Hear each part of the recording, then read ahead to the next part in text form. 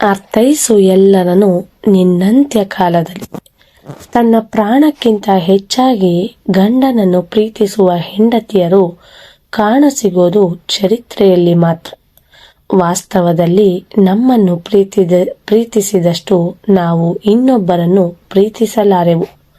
ಅಂತೆಯೇ ನಮ್ಮ ಮಕ್ಕಳು ನಮ್ಮಿಂದಾಗಿಯೇ ಹುಟ್ಟಿದರು ವಿನಃ ನಮಗಾಗಿಯೇ ಹುಟ್ಟಿಲ್ಲವೆಂಬ ಕಟು ಸತ್ಯದ ಅರಿವಾಗೋದು ನಮ್ಮ ಅಂತ್ಯಕಾಲದಲ್ಲಿಯೇ. ಅದೊಂದು ಹಳ್ಳಿಯ ಹಳೆಯ ಕಾಲದ ದೊಡ್ಡ ಮನೆ. 100 ವರ್ಷಗಳಿಂದ ಹಲವಾರು ಮಕ್ಕಳು ಮೊಮ್ಮಕ್ಕಳು ಬೆಳೆದು ಬಾಳಿ ಬದುಕಿದ ಮನೆ. ಪ್ರತಿ ವರ್ಷ ಅದೆಷ್ಟೋ ಸಡಗರದ ಸಂಭ್ರಮದ ಹಬ್ಬ ಹುಣ್ಣಿಮೆಗಳ ಶುಭ ಸಮಾರಂಭಗಳ ಆಚರಣೆಯನ್ನು ಕಂಡ ಮನೆ. ಹಾಳು ಬಿದ್ದ ಹಂಪಿಯಂತಾಗಿದೆ ಈಗ. ಆಟವಾಡುವ ಮಕ್ಕಳಿಲ್ಲ, ಓಡಾಡುವ ಮನೆ ಮಂದಿ ಇಲ್ಲ. ಪಟ್ಟಣದ ಪೊಟ್ಟಣಕ್ಕೆ ವಲಸೆ ಹೋದರು ಯುವಕರೆಲ್ಲರೂ, ಮುದುಕರನ್ನು ಅಲ್ಲೇ ಬಿಟ್ಟು. ಹೊಸ ಜನರು ಬರುತ್ತಿಲ್ಲ, ಹಳೆಯವರಾರು ಉಳಿದಿಲ್ಲ. ಧೂಳು ತುಂಬಿದ ಕೋಣೆಯಲ್ಲಿ ದೇವನೊಬ್ಬನೇ ಪೂಜೆ ಪುನಸ್ಕಾರಗಳಿಲ್ಲದೆ ಧ್ಯಾನಸ್ಥನಾಗಿಹನು. ಮನೆಯ ಬಾಗಿಲಿಗೆ ಮಾವಿನೆಲೆಯ ತೋರಣವಿಲ್ಲದೆ ವರುಷಗಳೇ ಆಗಿಹುದು. ಅಂಗಳದ ತುದಿಯಲ್ಲಿ ನೆಟ್ಟಿರುವ ತುಳಸಿಗಳು ನೋಡುತ್ತಿದೆ ಮನೆಯನ್ನು ನೆಟ್ಟುಸಿರು ಬಿಟ್ಟು. ಬೇಲಿಯನ್ನು ಬಳಸಿ ನಿತ್ಯವೂ ಹರಳುತ್ತಿದೆ ಹೂಬಳ್ಳಿ ಮಾಲೆಯಾಗುವ ಆಸೆಯನ್ನು ಹೊತ್ತು. ಆದರೆ ಕೇಳುವವರಿಲ್ಲದೆ ಉದುರಿ ಹೋಗಿವೆ ಅವುಗಳು ಅಲ್ಲೇ ಬಿದ್ದು. ಮಳೆಗಾಲ ಬಂದರೆ ಮಾಡು ಸೋರುವುದು, ಮನೆಯಲ್ಲಿ ಉಳಿದಿಲ್ಲ ಮುದ್ದು ಬೆಕ್ಕು ಕೂಡ. ಈಗ ಉಳಿದಿರುವುದು ಕೊನೆಯ ಯಜಮಾನನ ಹೆಣವೊಂದೇ. ದಕ್ಷಿಣಕ್ಕೆ ಮುಖ ಮಾಡಿ ಪಡಸಾಲೆಯಲ್ಲಿ ಮಲಗಿಸಿದ್ದರು. ಆ ಮುದಿ ಶವವನ್ನು ಬಿಳಿಯ ವಸ್ತ್ರವ ಹೊದಿಸಿ, ತಲೆಯ ಬಳಿ ಉರಿಯುತಿಹ ದೀಪ, ಮನೆ ಎದುರು ಜ್ವಲಿಸುತಿಹ ಕೊಳ್ಳಿ ಈ ಸಾವನ್ನು ಸಾರುವ ಸಾಕ್ಷಿಯಾಗಿತ್ತು.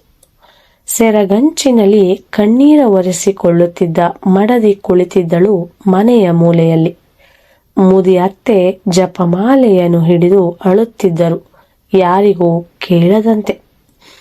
ಬದುಕಿದ್ದಾಗ ಹೇಗಿರುವೆ ಎಂದು ಕೇಳದವರು ಸತ್ತ ಮೇಲೆ ಹೇಗೆ ಸತ್ತ ಎಂದು ಕೇಳುತ್ತಾ ಸುತ್ತ ಜನ ಸೇರಿರುವರು.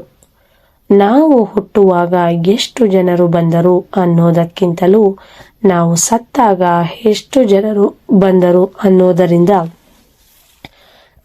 ನಮ್ಮ ಜನಪ್ರಿಯತೆ ವ್ಯಕ್ತವಾಗುತ್ತದೆಯಲ್ಲವೇ.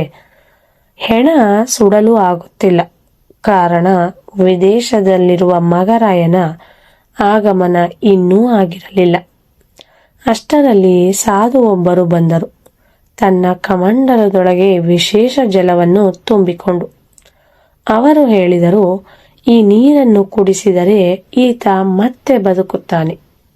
ಅಷ್ಟೇ ತಾನೇ, ಕೊಡಿ, ನಾನೇ ಕುಡಿಸುತ್ತೇನೆ ಎಂದರು ಎಂದು ಮಡದಿ ಹೇಳಲು ಸಾಧು ಹೇಳಿದರು, ಆದರೆ ಇದನ್ನು ಹೆಣದ ಬಾಯಿಗೆ ಬಿಡುವ ಮುನ್ನ ಇನ್ಯಾರಾದರೂ ಕುಡಿಯಬೇಕು. ಮೊದಲು ಅವರು ಸತ್ತು ಹೋಗಿ ಈತನ ಪ್ರಾಣವನ್ನು ಉಳಿಸುತ್ತಾರೆ. ಒಂದು ಪ್ರಾಣ ತೆಗೆದ ಮೇಲೆ ಮಾತ್ರ ಇನ್ನೊಂದು ಪ್ರಾಣವನ್ನು ಉಳಿಸುವ ಶಕ್ತಿ ಈ ವಿಶೇಷ ಜಲಕ್ಕಿದೆ ಎಂದರು. ನೀವೇ ಕುಡಿದು ನಿಮ್ಮ ಗಂಡನ ಪ್ರಾಣವನ್ನು ಉಳಿಸಿಬಿಡಿ ತಾಯಿ. ಇದನ್ನು ಕೇಳಿ ಬೆಚ್ಚಿ ಬಿದ್ದ ಆ ತಾಯಿ ಹೇಳಿದಳು, ಅಯ್ಯೋ, ನಾನು ಹೇಗೆ ಕುಡಿಯಲಿ? ನಾನು ಸತ್ತು ಹೋದರೆ ನನ್ನ ಮಕ್ಕಳನ್ನು, ನನ್ನ ಮುದಿ ಅತ್ತೆಯನ್ನು ನೋಡಿಕೊಳ್ಳುವವರು ಯಾರು? ನೀವೇ ಯೋಚಿಸಿ, ನಾನು ಸಾಯಲಾರೆ. ಉತ್ತರವಾಗಿ ಸಾಧುಗಳು ಹೇಳಿದರು, ಈ ಬಗ್ಗೆ ನಿಮಗೇಕೆ ಚಿಂತೆ? ಬದುಕಿ ಉಳಿಯುವ ನಿಮ್ಮ ಗಂಡ ಇದ್ದಾರಲ್ಲ. ಪ್ರತಿಯಾಗಿ ಆಕೆ ಹೇಳಿದಳು, ಅವರು ಬದುಕಿ ಉಳಿದರೆ ಇನ್ನೊಂದು ಮದುವೆ ಮಾಡಿಕೊಳ್ಳುತ್ತಾರೆ. ಆಗ ನನ್ನ ಮಕ್ಕಳು ಅನಾಥರಾಗುತ್ತಾರೆ. ನನ್ನ ಬದಲಿಗೆ ಈ ಜಲವನ್ನು ನನ್ನ ಅತ್ತೆಗೆ ಕೊಡಿ. ಇಷ್ಟು ವರುಷ ಬದುಕಿದ ಮೇಲೆ ಅವರು ಇನ್ನು ಬದುಕಿಯಾದರೂ ಮಾಡುವುದೇನಿದೆ? ಈ ಮಾತನ್ನು ಕೇಳಿಸಿಕೊಂಡ ಅತ್ತೆ ಹೇಳಿತು, ಅಯ್ಯೋ, ನಾನು ಸತ್ತರೆ ಮೊಮ್ಮಕ್ಕಳನ್ನು ಯಾರು ನೋಡಿಕೊಳ್ಳುತ್ತಾರೆ? ನಾ ಕುಡಿಯಲಾರೆ ಅಂತು. ಯಾರೂ ಕುಡಿಯಲು ತಯಾರಿಲ್ಲದ ಜಲವನ್ನು ಹಿಡಕೊಂಡು ಆ ಸಾಧು ಮನೆ ಬಿಟ್ಟು ತೆರಳುವ ಮುನ್ನ ಮತ್ತೊಂದನ್ನು ಹೇಳಿದರು. ಇದುವೇ ನಿಜವಾದ ಸತ್ಯ. ನಮಗೆ ಪರಿಚಯವಿರುವ ಪ್ರತಿಯೊಬ್ಬ ವ್ಯಕ್ತಿಯಲ್ಲೂ ನಮಗೆ ಪರಿಚಯವಿಲ್ಲದ ವ್ಯಕ್ತಿಯೊಬ್ಬನಿರುತ್ತಾನೆ. ಅವನ ಪರಿಚಯವಾಗುವುದು ನಮ್ಮಂತ್ಯಕಾಲದಲ್ಲೇ. ಹೌದು, ತನ್ನ ಪ್ರಾಣಕ್ಕಿಂತ ಹೆಚ್ಚಾಗಿ ಗಂಡನನ್ನು ಪ್ರೀತಿಸುವ ಹೆಂಡತಿಯರು ಕಾಣಸಿಗೋದು ಚರಿತ್ರೆಯಲ್ಲಿ ಮಾತ್ರ. ವಾಸ್ತವದಲ್ಲಿ ನಮ್ಮನ್ನು ಪ್ರೀತಿಸಿದಷ್ಟು ನಾವು ಇನ್ನೊಬ್ಬರನ್ನು ಪ್ರೀತಿಸಲಾರೆವು. ಅಂತೆಯೇ ನಮ್ಮ ಮಕ್ಕಳು ನಮ್ಮಿಂದಾಗಿಯೇ ಹುಟ್ಟಿದರೋ ವಿನಃ ನಮಗಾಗಿಯೇ ಹುಟ್ಟಿಲ್ಲವೆಂಬ ಕಟು ಸತ್ಯದ ಅರಿವಾಗುವುದು ನಮ್ಮಂತ್ಯಕಾಲದಲ್ಲೇ. ಒಟ್ಟಿನಲ್ಲಿ ಅರ್ಥೈಸು ಬಂಧುಗಳನ್ನು ನಷ್ಟದಲ್ಲಿ, ಅರ್ಥೈಸು ಮಿತ್ರರನ್ನು ಕಷ್ಟದಲ್ಲಿ, ಅರ್ಥೈಸು ಮಕ್ಕಳನ್ನು ವೃದ್ಧಾಪ್ಯದಲ್ಲಿ, ಅರ್ಥೈಸು ಮಡದಿಯನ್ನು ನಿನ್ನಂತ್ಯಕಾಲದಲ್ಲಿ, ಅರ್ಥೈಸು ನಿನ್ನ ನೀ ಏಕಾಂತದಲ್ಲಿ ಎಂಬುದು ಅನುಭವದ ಕಿವಿಮಾತು. ಧನ್ಯವಾದಗಳು.